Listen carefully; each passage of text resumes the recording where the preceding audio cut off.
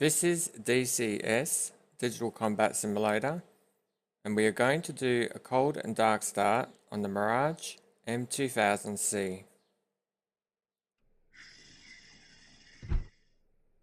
Push F2 on the keyboard to get an external view. We can see that the canopy is open. We need to close that. Push F1 on the keyboard to get a cockpit view. Push Alt-C on the keyboard and you can look around inside the cockpit. Use the mouse wheel to zoom in and out on anything in the cockpit.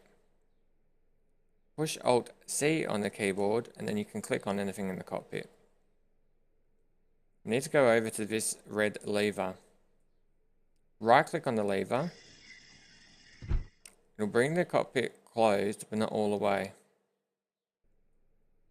We need to look up.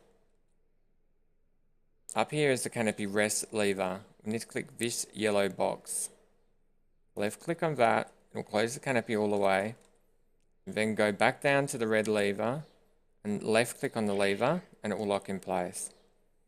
Now over here is the main battery switch. We need to hit a number of switches. 1, 2, and 3. Go down to here and these are for the engine pumps. We need to hit a number of switches over here. 1, 2, 3, and 4. Over here is the engine start switch cover. Right click on that and then left click on the engine start switch. If you look over here, these numbers should be turning. It should go up to the number 11. Go back down to here, these are for the panel lights. Left click on the internal one and move the mouse button upwards. Left click on this one and move the mouse upwards. You need to hold down the left mouse button as you do this. Over on this side are a number of switches. We need to right click on these switches. Right click on this one, right click on this one, and right click on this one. Now we have the throttle. We need to gently increase the throttle on the plane. So we're going to increase it to about here. You can do that with your joystick or whatever you have set the throttle to. As it comes up, you'll notice that these numbers will start turning. When it gets to the number 46, the panel lights should come on. Now we can see the panel lights are on in red. Over here is a small blue button. If you push S on the keyboard, it will light up. Push S on the keyboard again and it will go away. This is for the nose wheel. Let's turn the nose wheel on.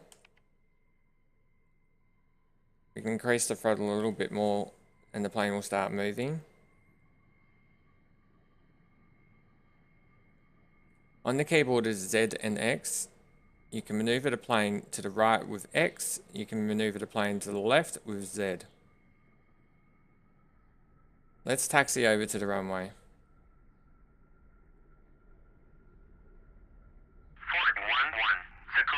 If you find yourself going too fast, you can push the wheel brake button. Simply push the wheel brake and the plane will come to a stop. Release the wheel brake and the plane will start moving again. While it's doing that, we can go over to here on the cockpit. These are the warning lights. Push and left click on the yellow light and it will go away.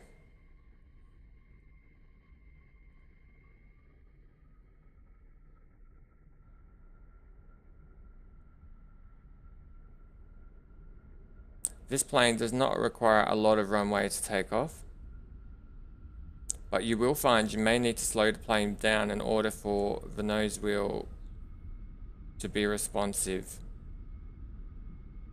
So just keep the plane taxiing slowly by only increasing the throttle gently and using the wheel brake to slow the plane when necessary.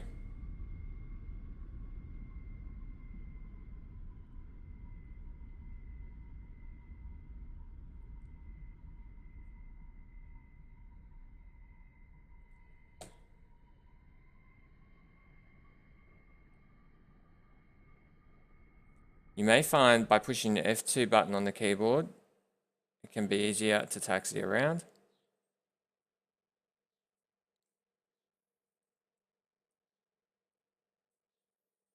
Line yourself up with the runway.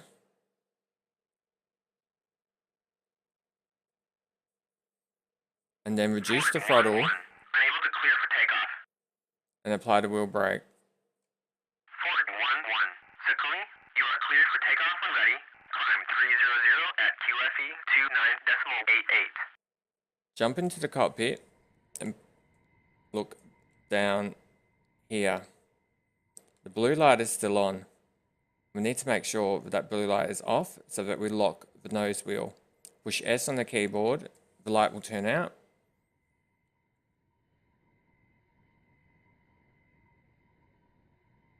Adjust your view and then slowly increase the throttle.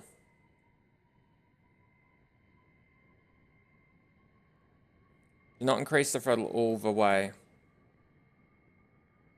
We just want to get the plane moving slowly. Once the plane is moving slowly, we can then increase the throttle all the way.